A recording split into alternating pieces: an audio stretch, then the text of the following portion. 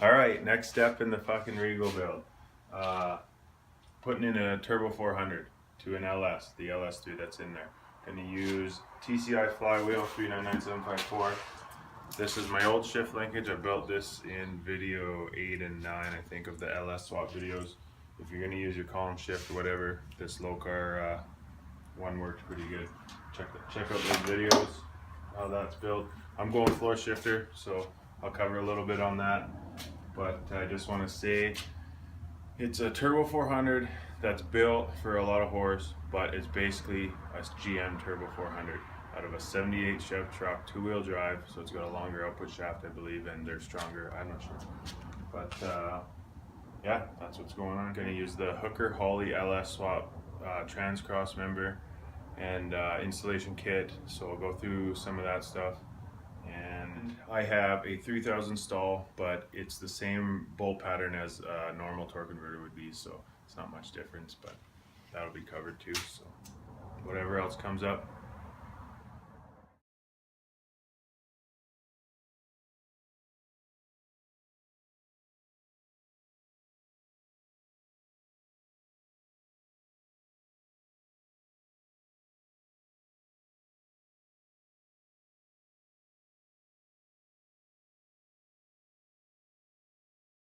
Picked up this flywheel, part number 399754, which is for an 11.5 inch bolt pattern for the torque converter. I'll show you how to measure that in a second. I spent the money and got this one properly built. Comes with a little crank centering ring or whatever it is, new bolts, all the instructions. And I think if you want the 10.75 inch bolt pattern, you want 399753. Alright, so to find out your torque converter's bolt pattern, you're going to measure from the center of the snout to the center of the flywheel mounting hole or flex plate. So I usually go to 5 right there. That's 5 3/4. Multiply that by 2, you get 11.5 inches. That's your torque converter's bolt pattern. Okay, so issue I ran into, this piece slides into the back pilot hole in the crank, back of the engine, and centers the torque converter. It mates in there or whatever. But I put this in and it would go in and out by hand, no problem.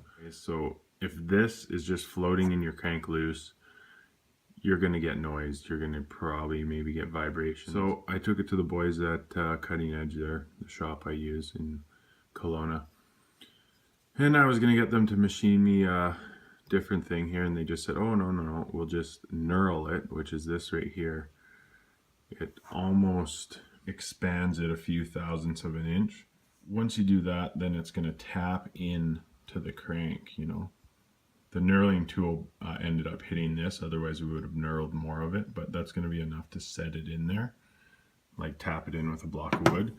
And then use some of this Loctite sleeve retainer. But yeah, that's what's going to happen there. So sleeve retainer, tap this into the back of the crank.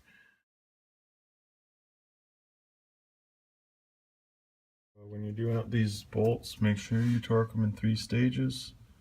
15 pounds for the first pass. I would go in a star pattern.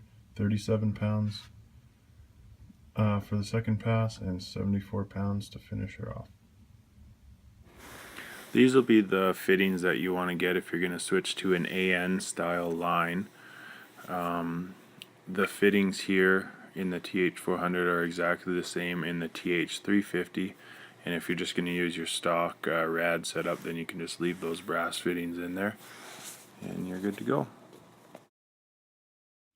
So I wanted to make sure that the distance from this to this, when the torque converter is properly seated in the transmission, is proper for the flywheel that I'm putting on there.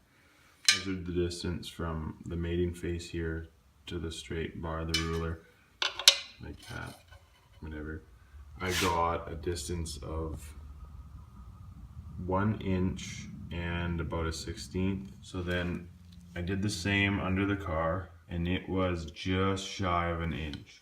So that will pull this torque converter out when it's all tightened up from the tranny about a 1/16 of an inch, something to double check before you go lifting the tranny in there, trying to bolt it up and realize it's way out to lunch. Alright, got the transmission all bolted up, and here's a picture of the gap between the torque converter and the flex plate before I've pulled the torque converter out from the transmission. My gap here is 0.091. You actually need a gap of 0.125 to 0.187 to avoid issues that you could run into. I mean, you can run it like this, but it's a gamble. I paid way too much for this tranny. So I'm going to have to machine either the perches where the torque converter mounts to the flex plate to make a bigger gap, or the back of the flex plate where it mates to the crank. I chose to do it here because with this flex plate, I'm getting a lot less starter gear engagement than I even did with a stock 6-liter flywheel or flex plate. So that's what I'm going to do.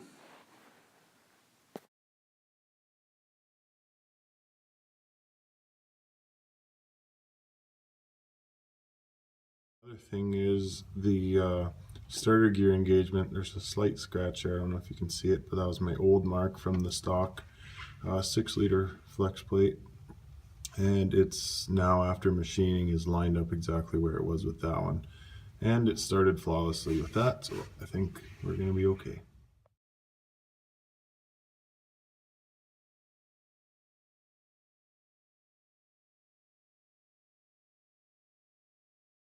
So you got to keep in mind that machining the back of the flex plate, creating that bigger gap, is going to allow for that torque converter to slide in towards the engine that much more, thus penetrating that centering bushing with the snout on the torque converter that much more. So you want to make sure you have enough clearance in there that you're not bottoming anything out.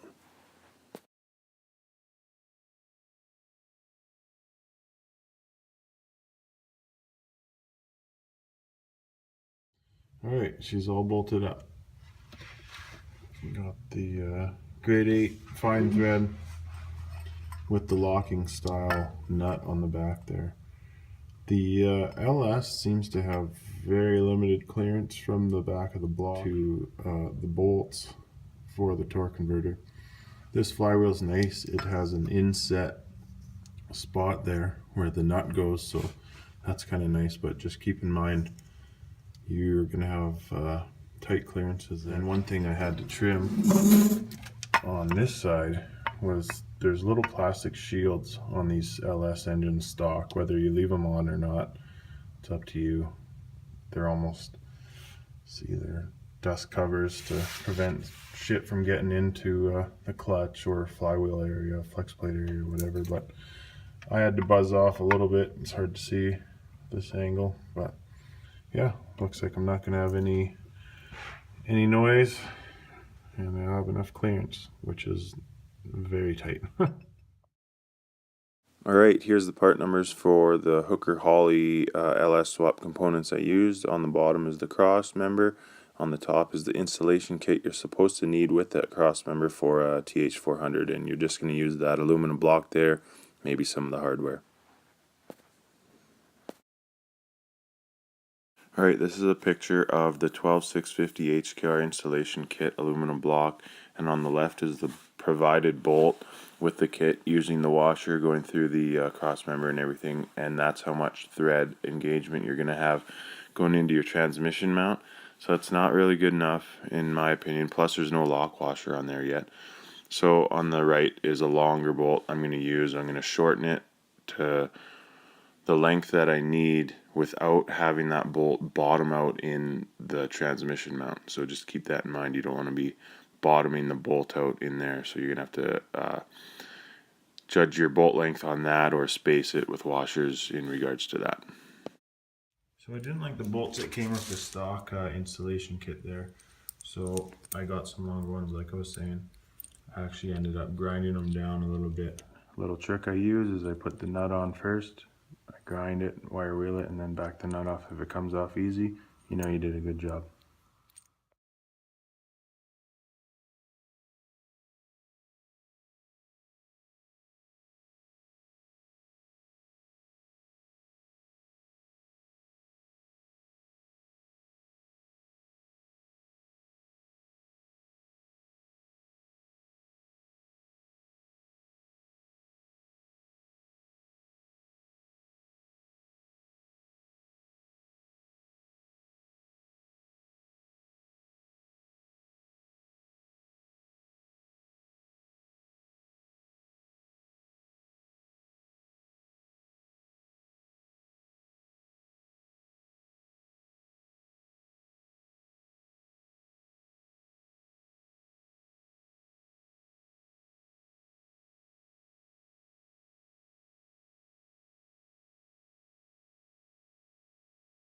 So here's a picture of the instructions where they show the use of those spacer washers. They say to level out with the bottom of the floor and use the washers to do so. Mine seemed to be level right off the hop, so with no washers, so I just bolted it up like that. Also, this 200 R4 frame mount here is solid from the rearward mount to the forward mount, whereas in my car it's hollow in between. You'll see in the pictures, so it looks slightly different. Guess some of the G-bodies were different.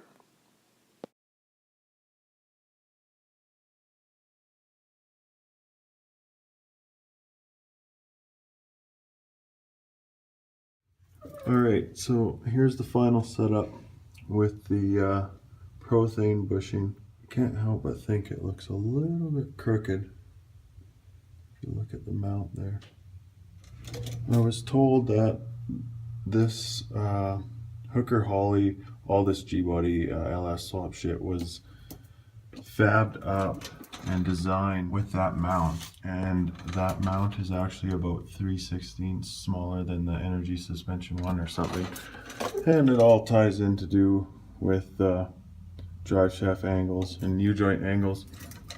And I was told by the guy on the forums who worked in designing all these components that that was the one they used when they designed it. So yeah, if you're on that LS1 Tech forum, there's a guy on there, Tadaki or Tadaki, Todd OKY, I don't know how you say it. He's involved with the designing and making of all these products, so he's always answering questions if you got him on there.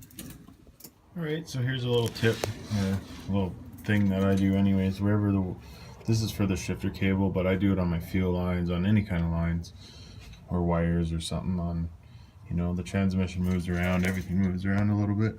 But I just cut a piece of old hose. Sometimes you got to take a little bit of it out, a little bit of material out of it, so that it'll bite over top of whatever it's on top. But yeah, just do that, zap strap it on any sharp edges or anything, you know, and should make it last a little bit longer anyway. Alright, so measuring for your drive shaft. Bury this slip yoke all the way into the transmission.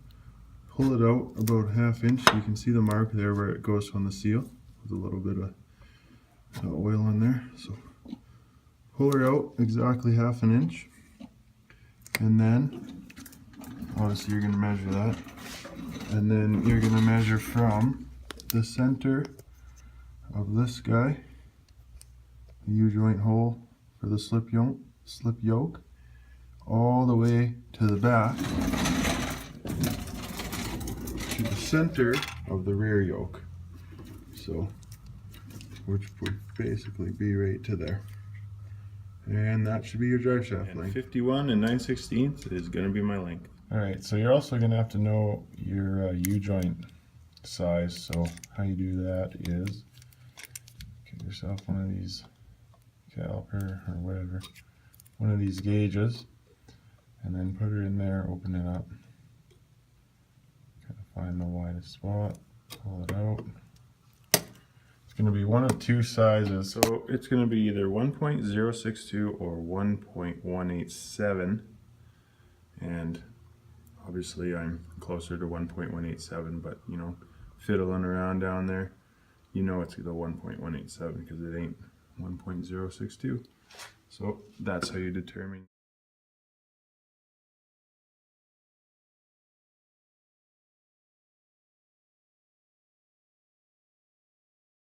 Alright, got my drive shaft here. Bears Performance Products. I think they're out of Ontario, Canada. Yeah, I'm told these guys make one of the best drive shafts. The guys down at the shop only use these guys on their cars, and they run some pretty damn big horsepower, so can't complain. He says I'll never break it. Anyways, if you get to doing the different drive shaft and the yoke and stuff, here's a redneck way to press in your caps. So you take both caps off, fit it in there over the yoke, press one in. I got actually a stack of washers. I don't have a press, so whatever. Smaller than the just about the same size as the end cap. Push it in, bit by bit like that. And I usually put something in between so I'm not scratching up the yoke, squishing, making marks on it. So I put this brass washer in there. Anyways, yeah, there's my redneck press.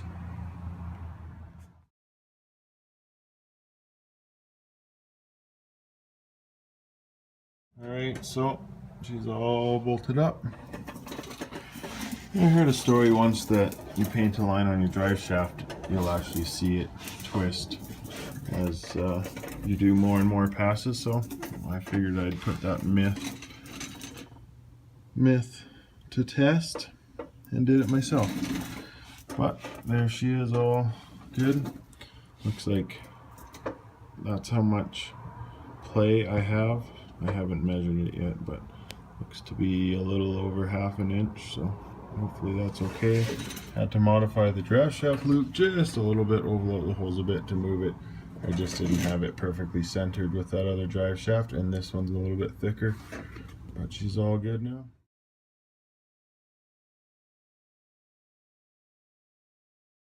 Alright, here's the dipstick I used. It's a low-carb product. It's a pretty good unit, but it's 48 inches long. I don't know why I thought I needed that much length, but you definitely don't. So do a measure before you order your dipstick. So yeah, there's that dipstick I was talking about.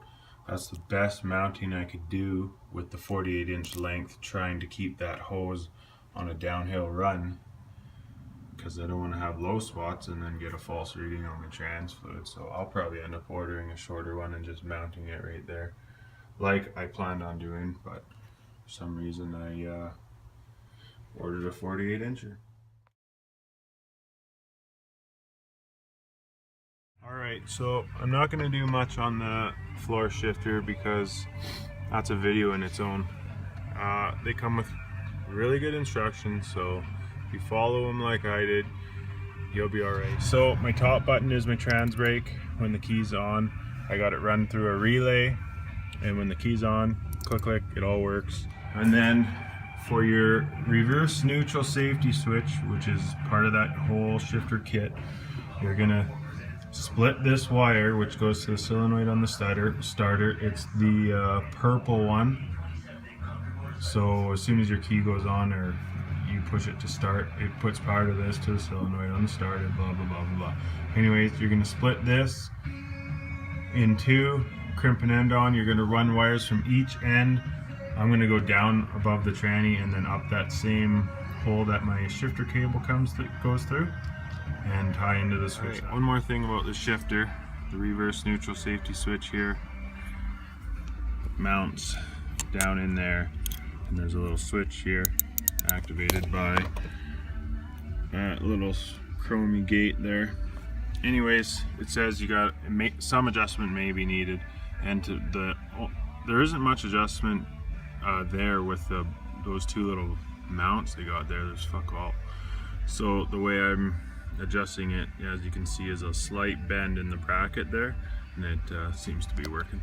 Alright, so after adjusting that reverse neutral safety switch down here, there's a little bit of an issue with this shifter. I don't know if it's just this one or if they're all manufactured like this, but I can push it over.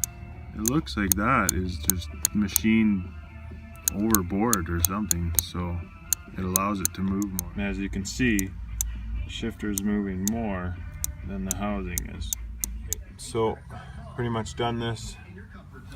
One thing I might add is, if you got carpet and you're putting this cover on, trim the bottom. I took about 1/8 of an inch off all the way around. It's super thin material, so if you start pushing on it, trying to get these pins to line up, you just crunch it. It's real thin aluminum. But yeah, and if you got wires inside, make sure you don't pinch them pushing these two. That's about it. Clean up this wiring and stuff now. Alright, so the Turbo 400 swap is done, pretty much done here. Everything's bolted up pretty nice. There's a few things I may have missed because I didn't go completely stock from stock or stock to stock. But I think I covered pretty much everything. I'm gonna get my Transmission cooler flushed out at the shop really good because I don't want any of that old transmission fluid mixing in with my new one. And you should do the same, especially if you blow your old transmission and you really burn up that fucking oil. You want to get that cleaned out. Even out of your rat, just pump some oil in and drain it out or something. What else? You might have a vacuum line you're gonna have to hook up. I don't have that. Your speedo cable, mine's blocked off on this transmission. Yeah, that pretty much covers it.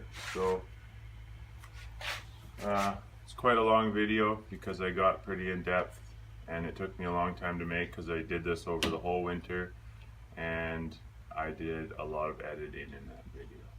But that's done, and now on to the next. I'm doing a V6 to V8 swap in this 80 Monty. I'll show you a video on that later.